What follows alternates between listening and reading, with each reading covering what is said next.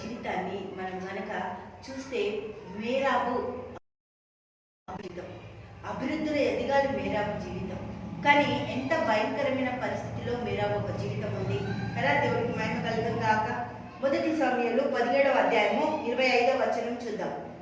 ఇజ్రాయేలులో వచ్చుచున్న ఆ మనిషిని చూచితిరే, నిజంగా ఇజ్రాయేలును తిరస్కరించుటకై వాడు బయలుదేరుచున్నాడు. వానిని చంపిన వానికి రాజు బహుగా ఐశ్వర్యం తన కుమార్తెనిచ్చి పెళ్లి చేసి వారి తండ్రి ఇంటి వారిని ఇజ్రాయేలులో స్వతంత్రులుగా చేయననగా దేవుడికి మహిమ కలుగుగా. ఇన్ని క్వాలిటీస్ ఉన్నాయని ప్రకటన చేస్తున్న సమయంలో దావీదు అక్కడికి వచ్చేసిండు. దేవుడికి స్తోత్రం. హల్లెలూయా. రాజు కుటుంబంగా ఉంటుంది. ఒకవేళ గొల్యాతును చంపిన వాళ్ళు, వాళ్ళకి ఏ కొద్దుగా కొరత ఉండదు, స్వాతంత్రత ఉంటుంది. వాళ్ళకి రాజు యొక్క ఐశ్వర్యం వాళ్ళకి ఇవ్వబడుతుంది. ఈ యొక్క గొల్యాతుని ఎవరైతే చంపుతారో 70 అక్కడ దేవుడికి మహిమ కలుగుగా 79 సార్లు వచ్చిండు. 80 సార్లు రావాలి. పొద్దున ఒకసారి, సాయంత్రం ఒకసారి, 40 రోజులు వచ్చేసిండు గొల్యాతు. 79వ సారికి అక్కడ స్టాప్ అయిపోయింది. గొల్యాతు వచ్చేసిండు అన్నదమ్ములకు అన్నం ఇవ్వడానికి. అప్పుడు కనబడింది. హల్లెలూయా, దేవుడికి స్తోత్రం. ఈ గొల్యాతుని చూసిన తర్వాత దావీదు ఒకటే నిర్ణయించుకున్నాడు. ఏమన్నాడు? 26వ వచనం చూద్దాం.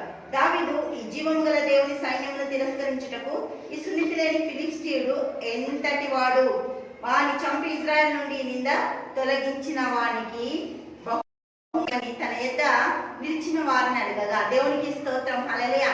బహుమతి ఏంటి? ఈ యొక్క గొల్యాతుని చంపిన వారికి ఏంటి అని అక్కడ విచారణ చేస్తే ఫలానా ఫలానా ఫలానా అని వాళ్ళు వివరించిండ్రు. దేవునికి మహిమ కలుగుతుంది. ఒక జీవితాన్ని ఫలంగా పెట్టి గొల్యాతుని చంపడానికి దావీదుని ఊసికొలిపిన సౌలు, దేవుడికి మహిమ కలుగును గాక. హల్లెలూయా. ఈ యొక్క తన కుమార్తెనిచ్చి పెళ్లి చేస్తా అన్నాడు కదా, ఐశ్వర్యాన్ని ఇస్తా అన్నాడు, స్వాతంత్రతని ఇస్తా అన్నాడు. ఆ దావీదుకి భార్య ఆమె అని ప్రకటించినప్పుడు మేరాబు మాట మెదపలేదు. అసలు ఆమె ఒక్క మాట కూడా అనలేదు. ఎందుకని? దేవుడికి మహిమ కలుగును గాక. తండ్రి చిత్తానికి తల వంచింది. తండ్రి యొక్క మాటకి విధేయత కలిగింది. మేరాబు ఒక జీవితము తండ్రి చిత్త ప్రకారమే నడిచింది. కానీ దేవుని ప్రణాళిక చొప్పున మేరాబు జీవితము నడవలేదు. మేరాబు జీవితము చాలా భయంకరమైన పరిస్థితిలో, నాశన కూపములో తన ఒక పిల్లలు, తన భర్త, తన కుటుంబము అంతా కూడా సర్వనాశనంలోనికి వెళ్ళిపోయింది. ఎందుకు అంటే సౌలు మేరాబును నడిపించిండు.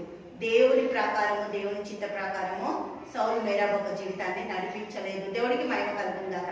దావీదు ఒకటే అన్నాడు. ఏమన్నాడు? ఈ ఫిలిష్తీయులు ఎవరు? హల్లెలూయా, దేవునికి స్తోత్రం.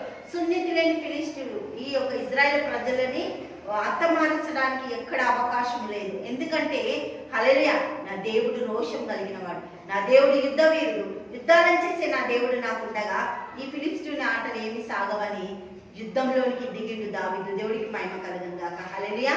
తండ్రి యేసయ్యానికి స్తోత్రాలు, గొప్పది అద్భుతంగా ఆశ్చర్యకరంగా నీకే స్తుతులు స్తోత్రాలు చెల్లిస్తున్నాం. పరమ తండ్రి నీకే స్తోత్రాలు స్తుతులు. తండ్రి గొప్ప విజయాన్ని దయచేస్తున్నందుకు నీకు వందనాలు స్తోత్రాలు చెల్లిస్తున్నాం. అన్ని రంగాల్లోని బిడ్డలను ఆశీర్వదించు, దీవించి సహాయత దయచేసి యేసు నామములో ప్రార్థిస్తున్నాము తండ్రి.